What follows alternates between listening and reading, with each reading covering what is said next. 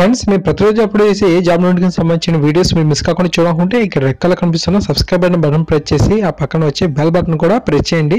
ఇలా చేయడం ద్వారా అప్లోడ్ చేసి ఏ వీడియో కూడా మిస్ కారు. ఈ వీడియోని అయితే తప్పకుండా లైక్ చేయండి. అలాగే మీ ప్రతి ఫ్రెండ్కి ఫేస్బుక్ ద్వారా వాట్సాప్ ద్వారా షేర్ చేయడం ద్వారా అందరికీ బాగా యూజ్ అవుతాయి.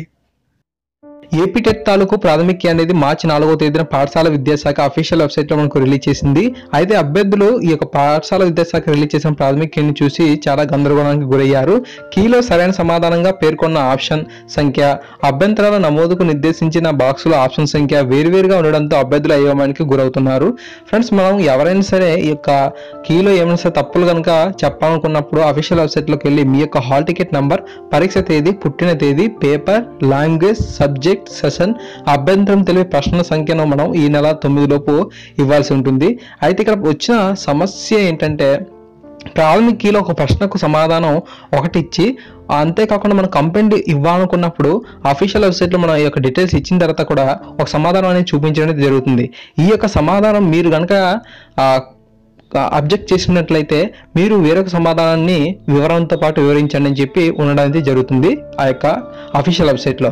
బట్ ప్రాథమిక కీలో ఒక సమాధానం ఇచ్చి అఫీషియల్ వెబ్సైట్లో అబ్జెక్షన్ తెలిపేటప్పుడు ఇంకొక సమాధానం అయితే వాడు చూపించడం అనేది జరుగుతుంది. సో ఇక్కడే మనకు అసలైన సమస్య అయితే రావడం జరిగింది. సో దీని గురించి మనకు ఎస్టర్డే సాక్షి పేపర్లో ఈ యొక్క కథనం అయితే ఇవ్వడం అయితే జరిగింది అనమాట. సో అలా ఇస్తే మనకు చాలా లాస్ కదా. సో ప్రాథమిక కీలో ఒక సమాధానం ఇచ్చి అఫీషియల్ వెబ్సైట్లో మనకు ఇంకో సమాధానం కనుక చూపించినట్లయితే మనం కంప్లైంట్ అనేది ఏ విధంగా చేస్తాం. సో దీనికి సంబంధించి సాక్షి మనకు అధికారులకు తెలియజేసిందంట. సో అధికారులు ఏం చేశారంటే తప్పకుండా ఈ యొక్క సమస్యను అయితే సాల్వ్ చేస్తామని చెప్పారు. సో ఇదనమాట ఫ్రెండ్స్. అంతేకాకుండా మనకు ముఖ్యంగా మనం గమనించినట్లయితే ఈ నెల 2న మనకు పరీక్ష రాసిన కొందరికి కీలో ఇచ్చిన ఆప్షన్ నంబర్లు, అభ్యంతరాలు సంబంధించిన బాక్సులు ఇచ్చిన నంబర్లు వేరువేరుగా ఉన్నాయి. మ్యాథమెటిక్స్లో 10, సైన్స్లో 30 ప్రశ్నలకు కీలోని ఆన్సర్లు, అభ్యంతరాలు తెలియజేసేందుకు చూపించిన బాక్స్లోని ఆన్సర్ నంబర్లు భిన్నంగా ఉండడంతో అభ్యర్థులు గందరగోళానికి గురయ్యారు. ఉదాహరణకు మార్చి 2న జరిగిన పేపర్ 2 మ్యాథమెటిక్స్ పరీక్షలో 107వ ప్రశ్నకు కీలో 2ను సరైన సమాధానంగా చూపించారు. అభ్యంతరాలకు సంబంధించి బాక్స్లో ఒకటో నంబరు సమాధానం నమోదైందిగా పేర్కొన్నారు. అలాగే 113వ ప్రశ్నకు కీలోని 2 చూపించి అభ్యంతరాల్లో 1 అనేది చూపించడం జరిగింది. అంతేకాకుండా 116వ ప్రశ్న కీలో 4ను ఆన్సర్గా ఇచ్చి అభ్యంతరాల్లో 2ను పేర్కొనడం అయితే జరిగింది. సో ఈ విధంగా మిస్టేక్స్ అయితే ఉండడం అయితే జరిగింది. సో తప్పకుండా మీకు ఆల్రెడీ నేను కొన్ని వీడియోస్ అయితే చేయడం జరిగింది ఈ యొక్క మిస్టేక్స్ గురించి. సో మనకు ఈ రోజు రేపు అనేది మనకు టైం అయితే ఉంది కాబట్టి తప్పకుండా మీరు కూడా ఒకసారి గమనించండి. ఓకే, ప్రాథమిక కీలో ఇచ్చిన సమాధానం ఒకలా ఉంది. అంతేకాకుండా అఫీషియల్ వెబ్సైట్లో కూడా మనం కంప్లైంట్ ఇచ్చేటప్పుడు పైన ఒకటి ఇస్తారన్నమాట వాడు సమాధానంగా.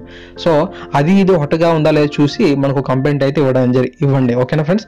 అంతేకాకుండా మనకు ఈ యొక్క ఏపీ టెట్ ఎగ్జామ్ అనేది మనకు 10 రోజుల పాటు నిర్వహించిన విషయం తెలిసిందే. 2 సెషన్ల వారీగా మనకు నిర్వహించారు.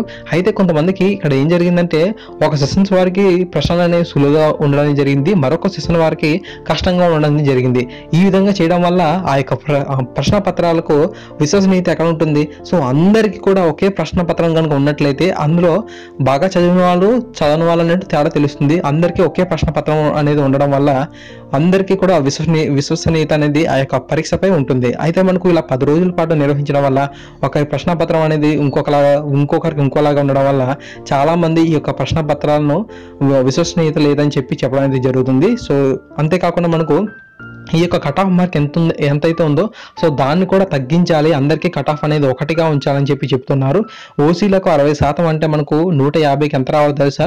90 మార్కులు రావాల్సి ఉంటుంది. ఓకేనా.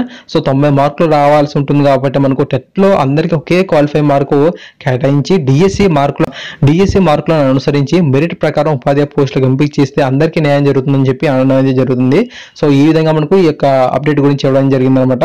సో మరిన్ని తాజా అప్డేట్స్ కోసం తప్పకుండా మీకు ఎప్పటికప్పుడు అందించే ప్రయత్నం చేయడానికి మన ఛానల్ సబ్స్క్రైబ్ చేసుకోండి. ఓకేనా. మన ఛానల్ సబ్స్క్రైబ్ చేసుకొని అప్పటికప్పుడు వచ్చే అప్డేట్స్ని పొందండి.